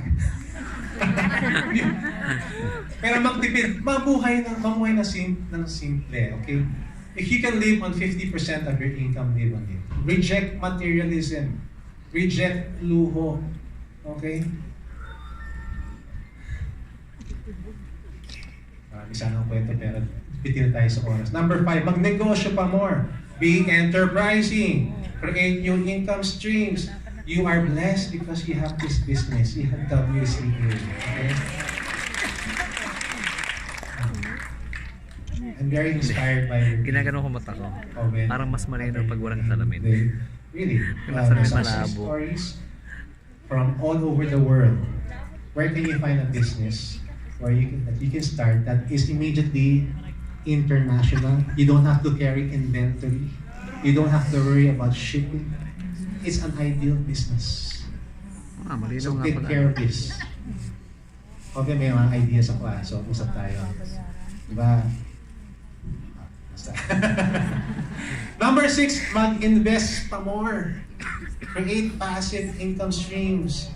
Hindi lang WCA, okay? But learn how to invest in the stock market. Okay, when you're earning from WCA, huwag yung gastusin. Invest it in paupahan, real estate. Okay, si Miriam, dun siya. When I met her, she was already earning from her showbiz income went into real estate income, and so she has passive income coming in. She would buy properties na mga narimata, na mga na-foreclose, and then papaayos niya, build and sell, or she would just rent it out. So look for alternative incomes as well. And number 7, lastly, mag-aral pa more. Okay, we also have a budget, kami ni Miriam, we have budgets for attending seminars, we have budgets for buying books. So if we want to attend a conference or seminar abroad, meron kaming budget nakalaan just for that. So create a budget just for that. Alright? Yun. And that's how you cure your peritonitis. But mind you, this is just 20%. 80% is here. It's the mindset. It's the discipline. 80% of financial stewardship is behavior and attitude. Alright? So, in other words, you must have the behavior or attitude of being faithful. A faithful steward. I'm a Bible reader. I love reading the Bible. When I was a new Christian, I kept on reading the Bible, and I found out I was so surprised that the Bible is a very good business book. It has, importante in prayer. It has 500 verses on prayer. Importante in faith. It has 500 verses. But look at that. How many verses does the Bible have on money and possessions? 2,300! Why? Because the Lord knows our heart. Alam niyang swapang ang tao at magkakasala pagdating sa pera. Totoo ba sa mga pamilya and sa mga mag-asawa, anong number 1 reason kung bakit naghihiwalay? Hindi third party. Pera. Pera. That's what the studies show. So God cares for us so much that He wants to give us guidance on how to manage the money that He's entrusted to us. So read the Bible. Read Proverbs. Okay, it has so much wisdom on handling money. Read the New Testament, the story of the 3 managers. This is, for me, one of the best management principles. The story of the 3 managers. Are you familiar with this? The story of the 3 talents. Di ba, meron boss na niya sa tulong manager niya. O, halika kayo, bibigyan ko kayo. O, manager A, bibigyan kita ng 5 bags of gold. O, manager B, bibigyan kita ng 2 bags of gold. Manager C, I'll give you 1 bag of gold. Okay? So, this is according to ability. So, when I come back after a month or 2 or 3, you report to me kung anong ginawa niyo dun sa pinagkatiwala sa inyo. So, ano nangyari? O, binigay niya yung puhunan. Di ba? Pagbalik, yung manager A and manager B came back, and lo and behold, manager A, who was given 5 bags of gold, came back with 10. Diba? So magkano kinita niya? Double, 5. Wow. Manager B was given 2. Look, master, I came back with 4. Dinoble ko ang pera mo. And you know what the master said? He said, "Well done, good and faithful servant. You have been faithful with a few things. I will now put you in charge of many things. Come and share your master's happiness." But guess what happened to the third one? Anong ginawa niya? Binaon. Parang aso, di ba? Pag meron nakuha ng buto, binabaon. And, nung presenta niya, "Master, ito, wala naman lugi. Pareho pa rin. 1 million, 1 bag of gold pa rin. Kayo ba, kung kayo yung master, manggagalit ba kayo, matutuwa?" Honestly ako, okay lang. At least binalik mo sa akin ang buo. Walang lugi. Pero, look at the reaction of the master. What did he say? He said, "You wicked, walang hiya ka, and napaka-tamad mo. Lazy servant, dapat man naman dideposito mo yung pera sa bangko. And after I come back, sana may interest." So he said, "Cast the unprofitable servant into the outer darkness." In Tagalog, sinabi niya, lumayas ka. Wala pang WCA nung araw. Hindi na pwede mag-travel. Di ba? It's the same thing. When you are entrusted with a little money, how are you doing? with the stewardship of that money. Ngayon pa lang, binigyan na kayo ng 10,000, 20,000, kumita na kayo ng 450,000. How are you managing that money? Have you been proven faithful? If you've been proven faithful, anong gantimpala ng faithfulness doon sa dalawa? Ang sabi ng Master, halika dito, I will give you more. If you have not been proven faithful, anong ginawa doon sa pangatlo? Akin na yan, 1 million bag of gold, lumayas ka. When I learned that principle, natakot ako. Because I had resources, I had money, investments na parang binabaon ko sa lupa. Hindi ako nanghihinayang. Bakit? Kasi mahirap eh. Ang default natin as human beings is to be lazy. That is our default. It takes effort to be masipag. Tama ba? Kaya nga tayo nandito, di ba? That's why we go to church, that's why we go to trainings, para ma-re-energize tayo. Sige, trabaho ulit, trabaho. We need to be encouraged because our default is, ay nako, nakakapagod. Manood na lang ako ng Netflix. Diba? Yan default natin. Earning money is hard. But if you are proven faithful, you know, it's just hard I've experienced it. You work hard the first 3 years of a new business, you are underpaid. But after that, you work hard, 1, 2, 3 years. Pagdating ng 4th, 5th, 6th, 7th year, overpaid na kayo.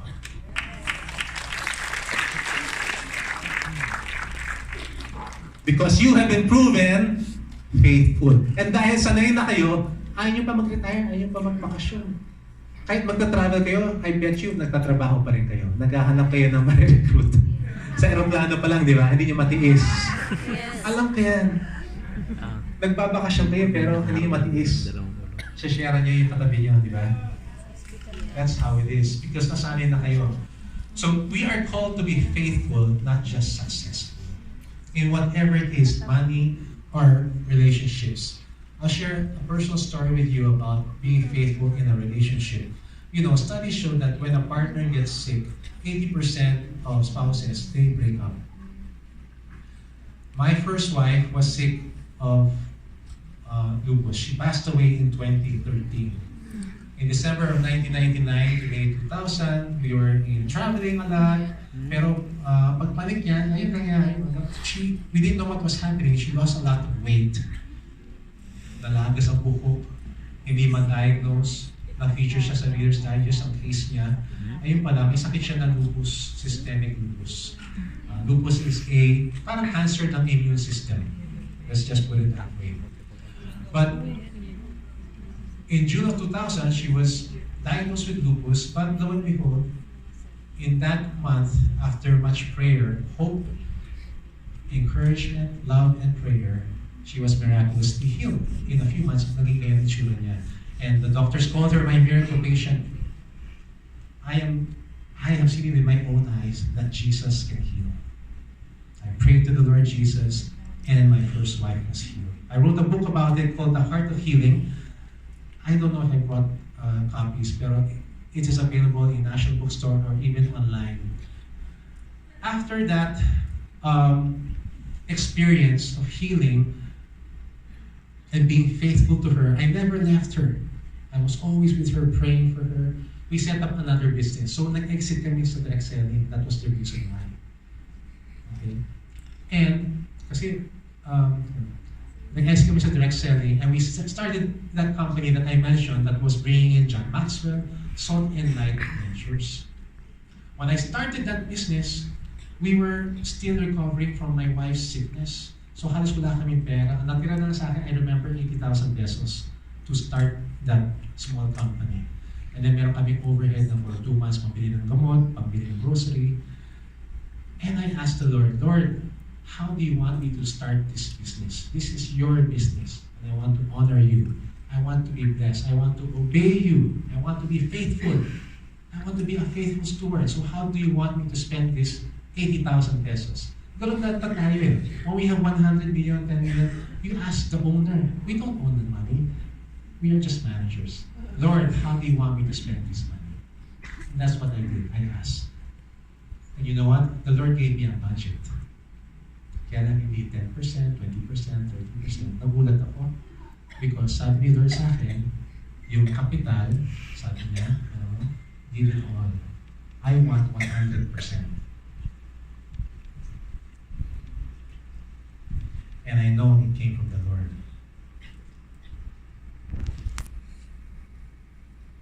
So I asked my wife, may asthma kasi ako eh. So I asked my wife, Asma. so dito may asthma, malalaki. I asked my wife, and I said, honey, sweets, I was praying, the Lord told me, I was asking him how to start the business. I asked, Lord, have you started business? I told her. Sabi, Lord, bigyan naman natin lahat. She was the first one who said, okay, good. If the Lord can heal me, money is nothing. Kaya-kaya ibadat yan. So, you know what I did? That very night, kasi alam mo, pag pinatagal mo, isipin mo, nabubuni-buni na ako. But the next, that night, immediately, I obeyed. I wrote out a check. I asked the Lord where to give it. I followed the leading. I gave it to an orphanage in our village. And I gave it to a Christian missionary group. Right away. Nilista ko pa yun. Wala pang 2 buwan. 2 months later, bago lumubos yung pera namin. I listed down the income coming from the business. And guess what? I shouldn't be surprised on what I was. That 80,000 that I gave, the capital, came back times 10.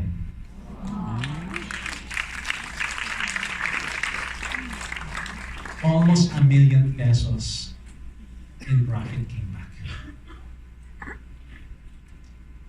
Start small, but your faith can be big. Obedience. And that's the story of our business, Salt in Light. We started small, the Lord blessed it. We kept on growing, organizing bigger and bigger conferences hanggang nag-Araneta Coliseum kami na seminar. 14,000 people. Next day, PICC, 18,000. We won awards. And you know what? Amazing. From that giving, the Lord kept on blessing us and blessing us and blessing us. Limitless. Because of that step of faith. And we started traveling. Okay? Palawan, Israel, Niagara Falls, Holy Landing kami. Kami mga pinakabata rin. And a miracle also, we had a child with a miracle, our miracle child, Joshua.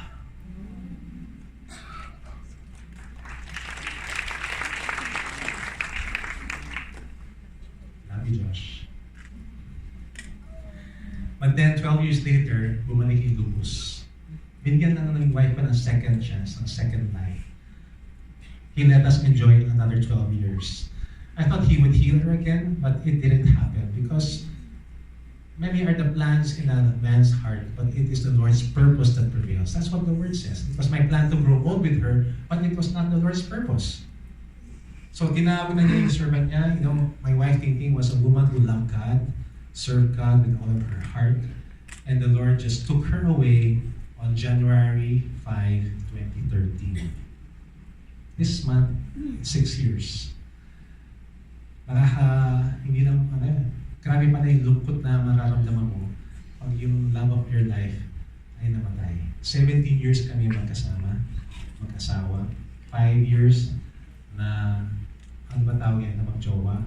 Hindi matawag doon.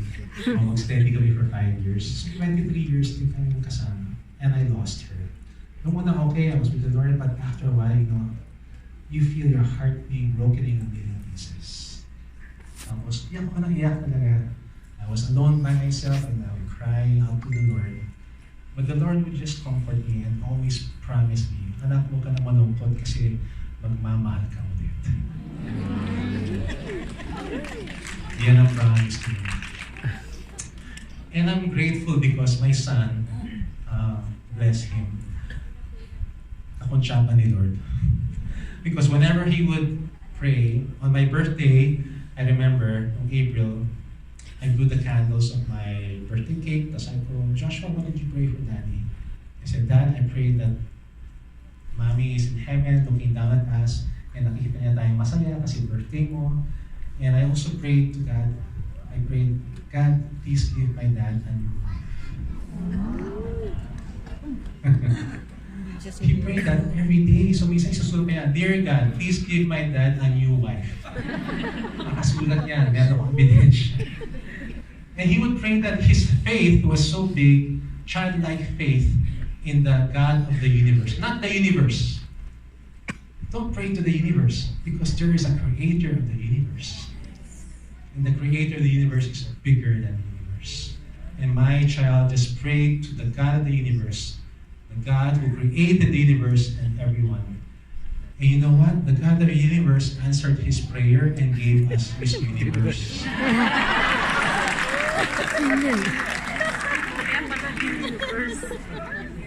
Naniniwala na kayo na pogi ako? Yes! Hindi dahil sa kapugihan ko dahil kay Lord yan. Pogi yung presence of God inside. The Lord, the God of the universe, answered our prayer. So nabigaw ako kay Miriam. 1 month sinagot na ako. Dahil hindi ba ng Diyos sa paningin sa akin habang kami nang kaya kapalakad ko. Nakikita niya yung co-star niya nung siya yung isa maging artista. Pero pag nakita niya yung pusa, sabi, babe, alam mo, mas guwapo ka kay Richard Gomez. Naniwala naman ako. Sige, yung gusto mong bilhin ko sa'yo. So we got married we got married 11 months after my son prayed that prayer. And you know why I say this? Because don't give up. I felt like giving up. So totoo lang, habang nag-drive ako sa Skyway, iniisip ko na rin magpakamatay, mag-drive ako sa Skyway para makasama ko na yung unang asawa ko. Kaya sakit. Pero sabi mo sa katabi mo, Coco. Keep on keeping on. What if tinuloy ko yun? What if? Kawawa naman si Miriam, di ba?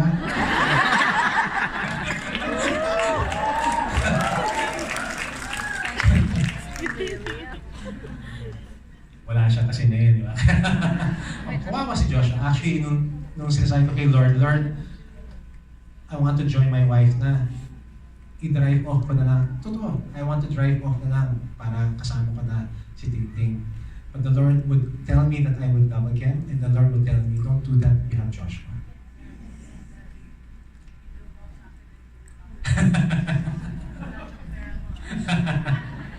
Negosyante na naman ako. So yun, on March 25, 2014, Miriam and I got married. We kept pure, so bigyan na bigay ang aming wedding kiss. Diba? Pero, tingnan mo naman kung sino mas natutuwa sa dalawa. Sino sa akin? Ha? Sino ba mas enjoy doon sa dalawa? So, Joshua's faith was answered. And we were a family again. Praise God. God is a God of second chances. He's a God of limitless chances. Just keep the faith. Coco. Just keep on keeping on. Just keep the faith. Yes, Joshua.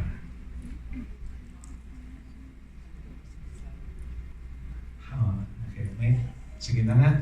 Sabi ni Joshua, how did his mom find out that I was there?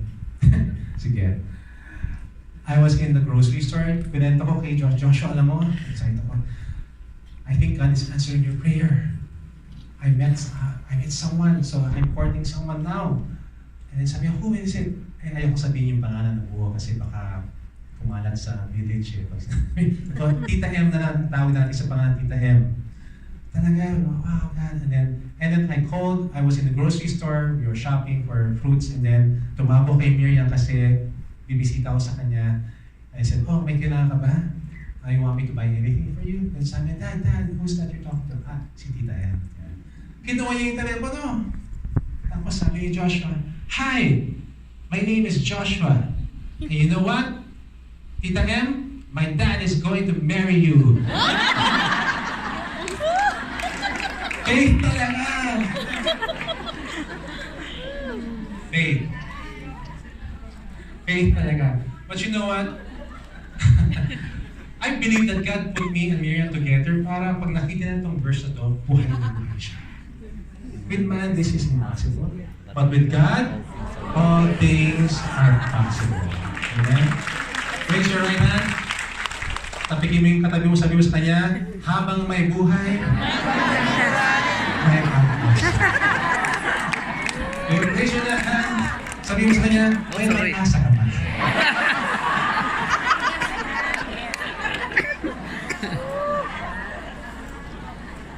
Oh, Marty, alam kong kwento mo, ha?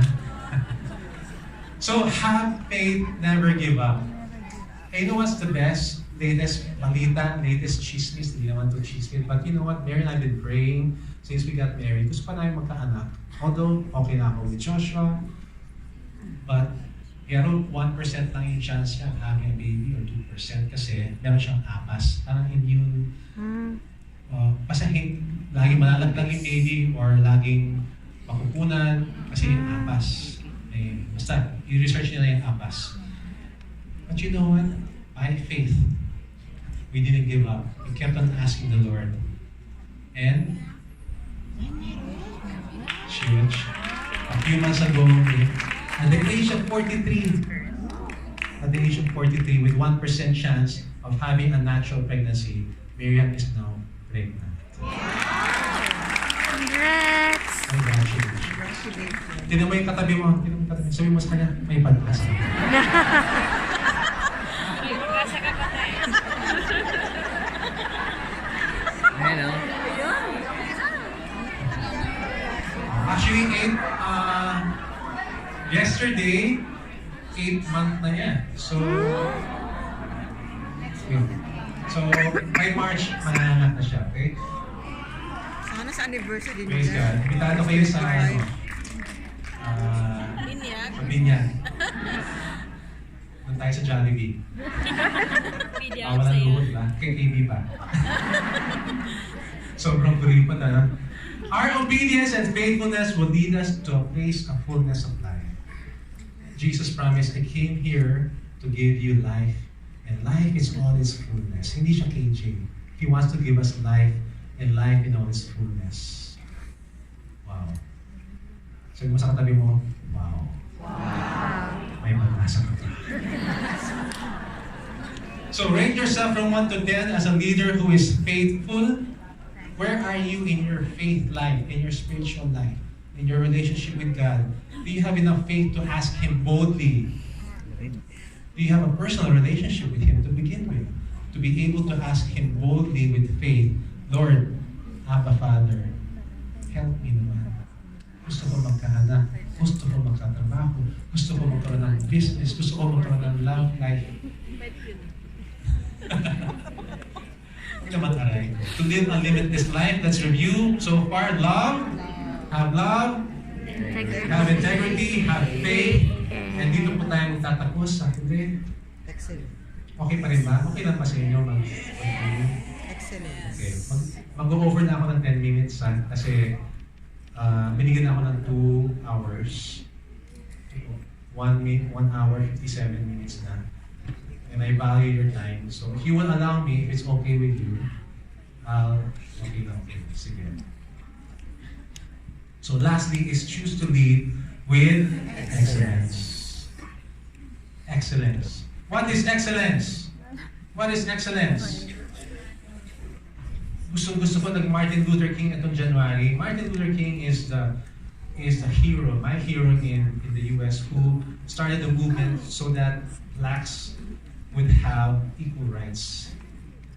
Siya yung nagsabi na, I have a dream that my children will not be judged by the color of their skin, but by their abilities. And sabi ni Martin Luther King, if a man is called to be a street sweeper, He should sweep streets even as Michelangelo painted, or Beethoven composed music, or Shakespeare wrote poetry. He should sweep streets so well that all the hosts of heaven and earth will pause to say, here lived a great street sweeper who did his job well.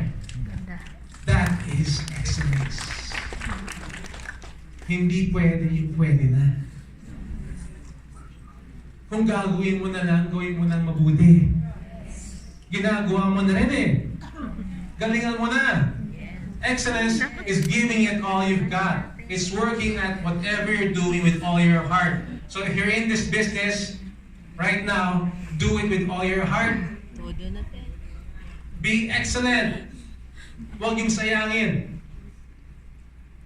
We should empty ourselves before we expire. We're not going to live forever. We need to attempt something so big, so excellent that it is impossible without God in it. I want to show you a short video of who I consider my mentor. His name is Miles Monroe. And let's listen to what he says. Okay, volume.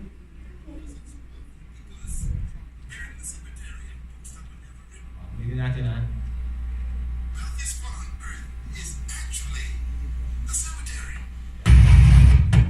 Why is it so wealthy? Because One more time.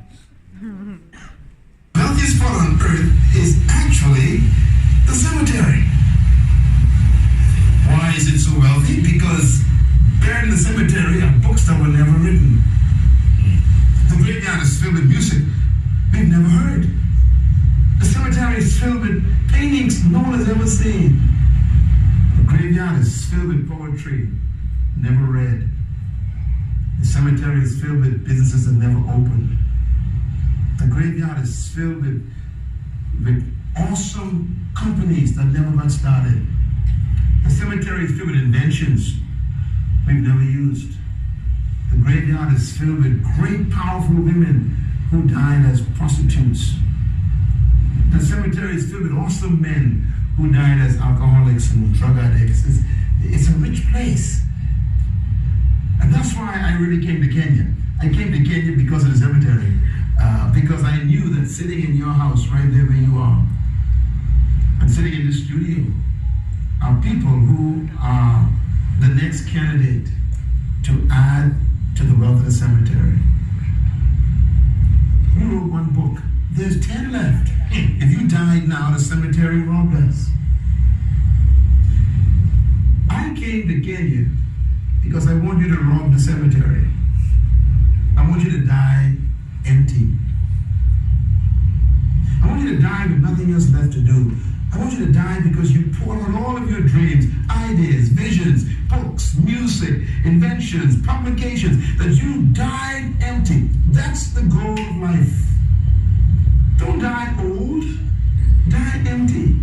As a matter of fact, one of the greatest statements I ever heard about dying is this statement. I think it's my beautiful statement of dying. It says, it is finished. 3 words. The guy who said that was only 33 years old. It is finished. He didn't say I was finished. Because we don't die, we're eternal spirits. He says, it is finished. I poured out when I came to earth to pour out. Was that the guy on the cross? That's the guy on the cross. All right. Therefore, I remember these things. My goal in life is to have everybody die empty. That's why I come to meet you, Jeff. You wrote a book. I love your book. But I'm thinking, when will the next one that's not released yet? No, there's no sequel. Or the other 5. No, there's no sequel. Or the other 10. I have no energy. I'm sure it's there. There's no way a man with your story could not have 10 stories. Don't die with my books.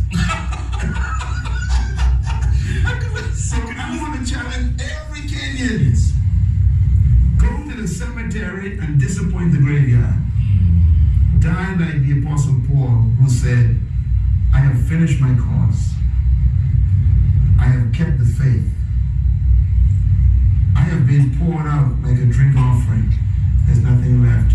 I'm ready to die. That's the way I want to die. I want to die because there's nothing else to keep me alive.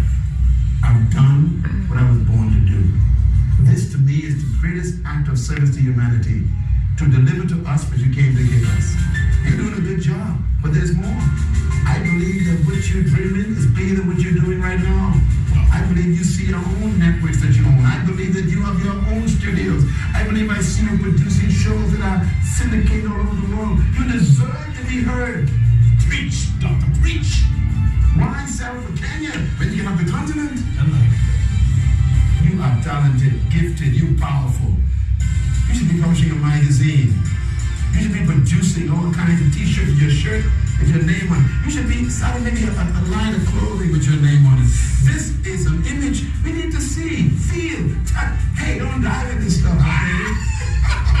And that goes to each one of you watching this program. I don't know who you are, I don't know what you're doing. Maybe you're a politician, maybe you're a baker, mechanic, a teacher in the classroom, maybe you are a student, maybe you're unemployed. Listen, the future is not ahead of you. It's on the inside. Decide tonight to germinate your seed, get the right people around you, buy some good books, shut the TV off, accept this show, and feed yourself the right information to germinate your dream. When you die like I'm planning to die, empty. It is finished. It is Tomorrow morning. And nice back on these. You know, Dr. Miles Monroe gave that famous interview, and a few weeks later, he did die empty. His plane crashed together with his team and his wife, and they all perished. Why? Well, God's purpose maybe. Tapos na. He already died empty. All his dreams, he's a man who's written dozens and dozens of books, helping people all over the world speaking. But let me ask you, do not die with the dreams that God has placed in your heart. You need to empty it. Bigay nyo na lahat. Ano pang hinihintay nyo? Huwag nyo na i-reserve. You know, I've seen people die. I've seen my first wife die in her deathbed. I believe she died empty. One of her dreams was to write a book, co-author book with me.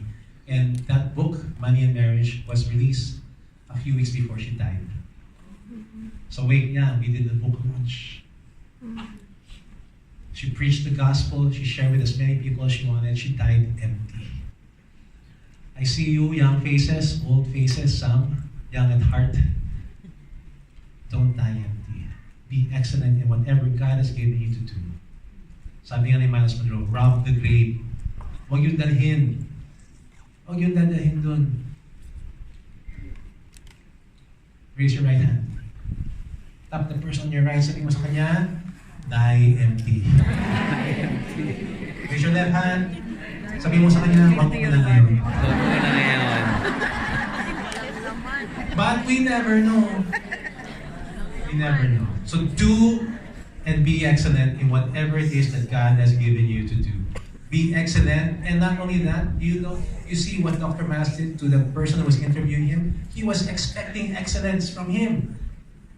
Expect excellence also from the people that you lead. Expect excellence not just from yourself, but expect excellence also from the people that you lead. Your children, your family, your team members. May tawag dyan Rosenthal effect. Okay? Yan yung expectations placed on a person that influence that person in their behavior. Okay? It's a fancy term for, ang ko na rin yung Pygmalion effect. Yung self-fulfilling prophecy, na-experience yun na, nung araw kasi mga bata, tumatakbo pa sa kalsada. Ngayon hindi na. Nagsuswipe-swipe na lang. Pero nung araw, tumatakbo kami sa kalsada, minsan yung nanay, yung lola, pag nakikita kami tumatakbo, ang sinasabi niya, oh, matatapa ka! Matatapa ka! Matatapa ka! Mag-ina! Matatapa ka! Matatapa ka! Matatapa ka! Matatapa ka! Matatapa ka! Ano nangyari? Matatapa nga! Sabi ko sa'yo matatapa ka! Ano nangyari doon? Self-fulfilling prophecy. Ang naririnig ba na matatapa ako? Matatapa ako? Matatapa ako? Matatapa ka. Self-fulfilling prophecy. That's why you need to protect yourself when you're in this business. Huwag kayong makikinig dun sa mga nagsasabing na manadapa ka. Instead, surround yourself with people who will encourage you and will tell you what? Coco. So the greater the expectations placed upon people, the better they perform. That's scientific po. It's called the Pygmalion effect. The greater the expectations placed upon your people, the better they perform. So if you expect a lot, you expect your wife, your children, you expect your team members to be, ano bang level ng next,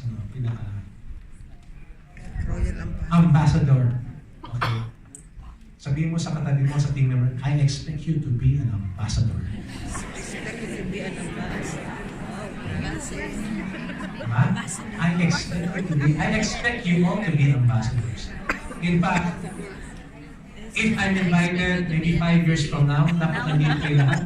Unless maybe you are all ambassadors. That's what I expect. I expect it. Kundi sayang naman yung takdi ko. Diba?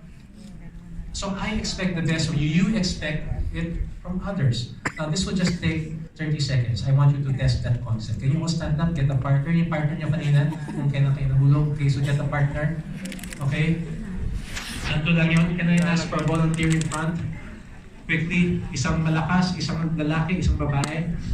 Mr. Pogi. Okay. Yan, pwede. Gayahin niyo muna to. Okay. Well, petit sana eh. Payat sana. Sorry. Petit sana, petit. Sexy pala. Fullness. Okay, so I assume that Mr. Pogi malakas, nag-read siya. Okay, so can you just, kaliwete ka ba? Right-handed, so can you face Miss Maganda? Ano pangalan mo?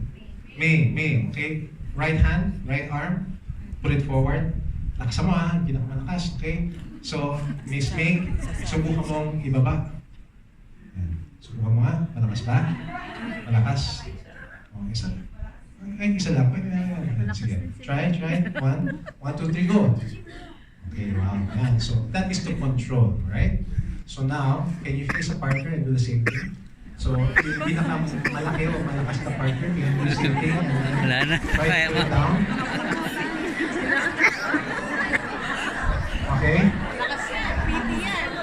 Diba nyo? Okay? Okay, look here. We're going to do an experiment. Okay?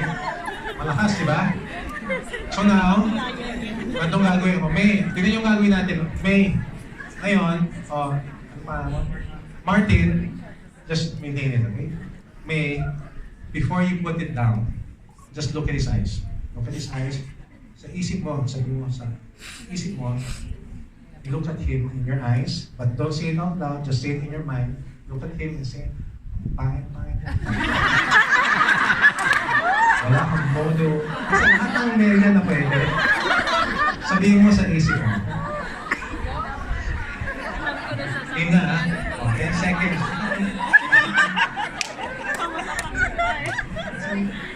Okay? Lahat, ha? Okay, try to put it down. 1, 2, 3, go.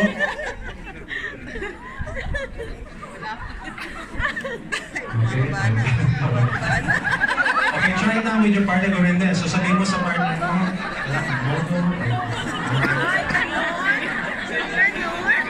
10 seconds. Over the negative. Okay. And then try to put it down.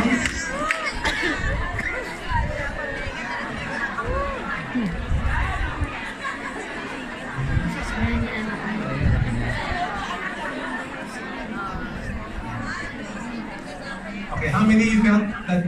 Okay. Now, do the opposite. Now, instead of saying, pangit mo, palpak ka, sabihin mo sa kanya, well, ganda mo, pogi mo, you're the best, you're so beautiful, you're wonderful, you're amazing, in your head. Okay, say that, do that for 10 seconds, and then try to put it down again.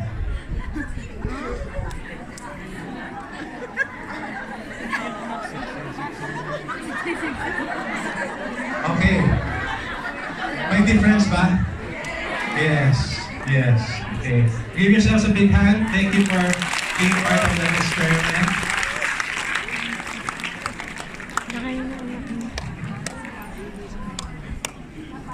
So my question is, what are your thoughts and expectations of your people? Many times, we see someone and we judge them and say, ako, walang pag-asa itong tao.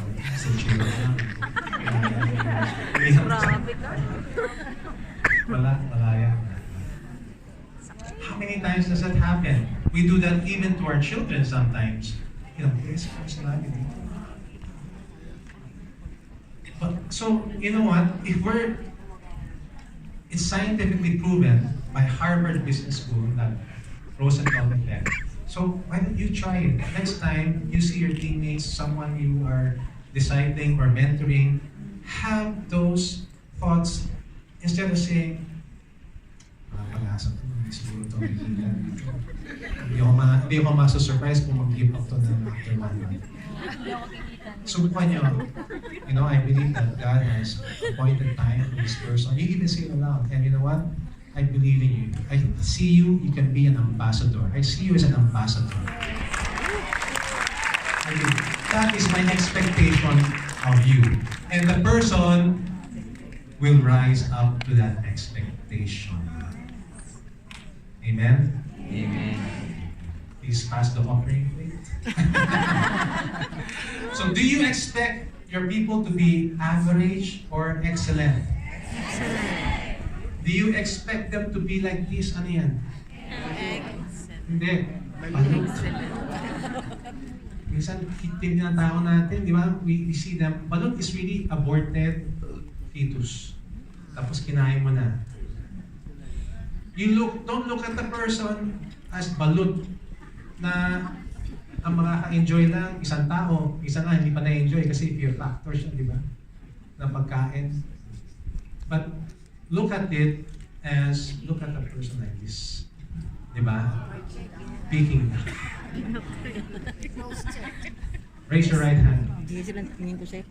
Tap the person you're sabi niya, hindi ka balut. Mukha ka lang balut. Raise your left hand, raise your left hand. Sabi sa kanya, you are a Peking duck. Mas masarap ang Peking duck sa balut, di ba? Marami pa nag-enjoy. Many ways. Ang sarap, di ba? Yes. Gutom na ba kayo? Yes! Nakakasarap tuloy nun. Yung makakainin nila ng balot. Balot na tayo. What do you call the middle of the mountain? I'll close with this. Promise. What do you call the middle of the mountain? In Latin, middle is called midi, and a mountain is called upper. When you stop at the middle of the mountain, you are being mediocre. Sa Tagalog,